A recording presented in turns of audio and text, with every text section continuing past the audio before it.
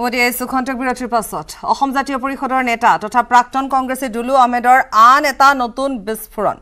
অসমত এআইডিএফৰ বিকল্প হিচাপে আত্মপ্ৰকাশ ঘটিব আন এটা নতুন ৰাজনৈতিক দলটোৰ নাম হ'ব অল আছাম মুছলিম ফ্ৰণ্ট বিধায়ক তথা জ্যেষ্ঠ কংগ্ৰেছ নেতা ৰকিবুল হুছেইনৰ নেতৃত্বত গঠন হ'ব এই নতুন দলটো ফেচবুক যোগে এই কথা ঘোষণা কৰিছে দুলু আহমেদে পুনৰ কৈছো দুলু আহমেদৰ আন এটা বিস্ফোৰণ ইটোৰ পাছত হিটুকৈ বিস্ফোৰণ দুলু আহমেদৰ ইয়াৰ পূৰ্বে যেহেতু ৰিপুন বৰাৰ লৈ এটা বিস্ফোৰণ তাৰ পৰৱৰ্তী সময়ত কালিৰ দিনটো তেওঁ আন এক বিস্ফোৰণ কৰিলে আৰু এইবেলি তেওঁ কৈছে যে এটা নতুন দল আহিব নতুন ৰাজনৈতিক দলৰ জন্ম হ'ব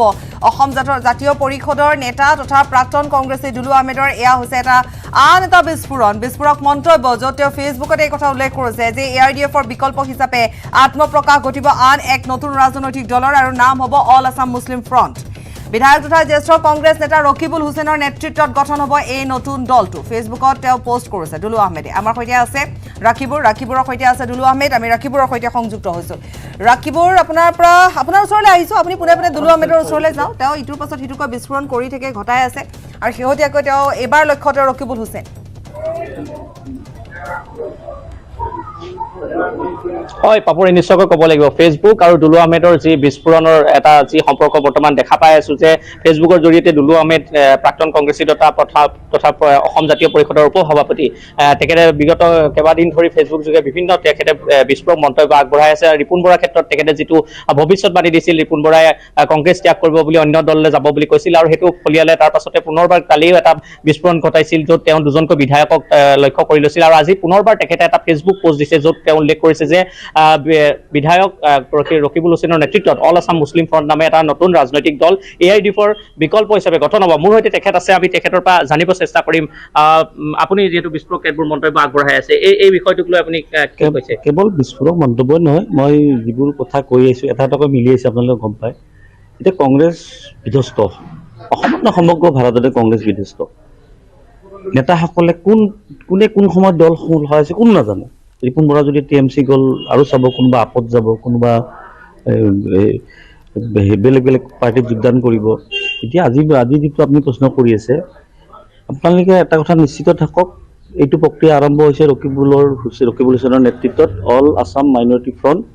অহা পঞ্চায়ত নিৰ্বাচনৰ প্ৰতি প্ৰথমে লক্ষ্য কৰি এই দলটো গঠন হ'ব নেতৃত্ব ৰকিবুল হুছেইনে ল'ব এইবিলাক প্ৰমাণ পাই থাকিব আপোনালোকে কাৰণ তেখেতসকল সমতাত থকা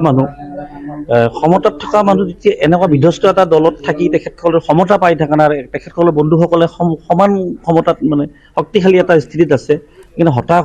হৈ তেখেতসকলে দেখিছে যে কংগ্ৰেছৰতো যিহেতু ভৱিষ্যত নাই অসমত গতিকে ইয়াতে সমতাটো যদি আমি আকৌ ৰাখিব লাগে ৰিপুন বৰাৰ নিচিনাকৈ দল সলাওঁ এতিয়া ৰকিবুলকতো কোনো কংগ্ৰেছ দলে কোনো বিজেপিয়ে নলয় বা অসম গণ পৰিষদে নলয় বা আমি জাতীয় পৰিষদ দলেও নলয় আঞ্চলিক দলতো কথাই নাহে গতিকে তেখেতে এতিয়া নিজাকৈ এটা বদৰৰ বিকল্প হিচাপে বদৰ দিনৰ ইউডিএফৰ বিকল্প হিচাপে এটা মুছলিমসকলৰ নেতা বুলি আপুনি চাব পাৰ্টিটোৰ নাম সংখ্যালঘু দিয়া নাই অল আছাম মুছলিম ফ্ৰণ্ট তাৰমানে এইটো মুছলিম বেছ পাৰ্টি এটা হয়তো বিজেপিৰ সহায় থাকিব ভিতৰুৱাকৈ এইবিলাকতো আৰু সকলোৱে গম পায় ৰকিবুল হুছেইনে এই 25 বছৰ বিধায়ক হৈ থকাৰ পিছত তেখেতৰ তেনেকুৱা কি পৰিস্থিতি আহি পৰিল যে তেখেতে এটা নিজাকৈ দল গঠন কৰি নেতৃত্ব ল'ব গতিকে এইটো মুছলিম ফ্ৰণ্ট বুলি তেখেতে কেৱল নাম দিয়ে কেৱল মুছলিম ভোটৰ ৰাজনীতি মুছলিম ভোট বিভাজন জানোতে একেবাৰে মুছলিম সমাজৰে বহুত কিবা কিবি কৰি থৈছিলে গতিকে এইবিলাক ৰাইজে একচেপ্ট নকৰে অসমৰ মুছলিম সমাজেতো নকৰে কোনো ৰাজনৈতিক দল এটাই এই ধৰণৰ তেখেতৰ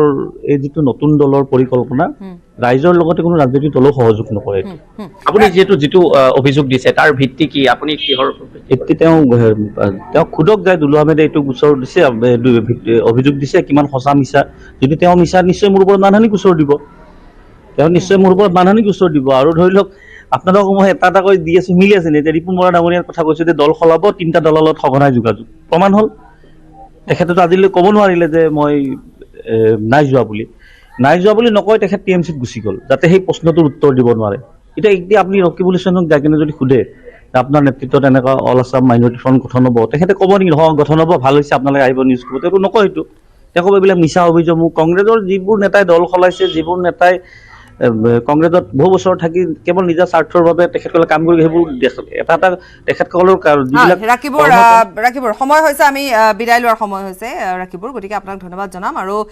পুনৰ এবাৰ ক'ব বিচাৰিম যে এবাৰ দুলু আহমেদৰ লক্ষ্য ৰকিবুল হুছেইন আৰু এইবেলি তেওঁ আন এটা তেওঁ বিস্ফোৰণ ঘটাইছে যে এটা নতুন দল আহিব এটা নতুন দলৰ জন্ম হ'ব অল আছাম মুছলিম ফ্ৰণ্ট এই দলটোৰ নাম যিয়ে নহওক অনাগত দিনত যেহেতু দেখিবলৈ পোৱা যাব যে তেওঁ কোৱা এই বিস্ফোৰণ বা তেওঁ কৰা এই বিস্ফোৰণ কিমান দূৰ সত্য হয় ৰাকিবুৰ ধন্যবাদ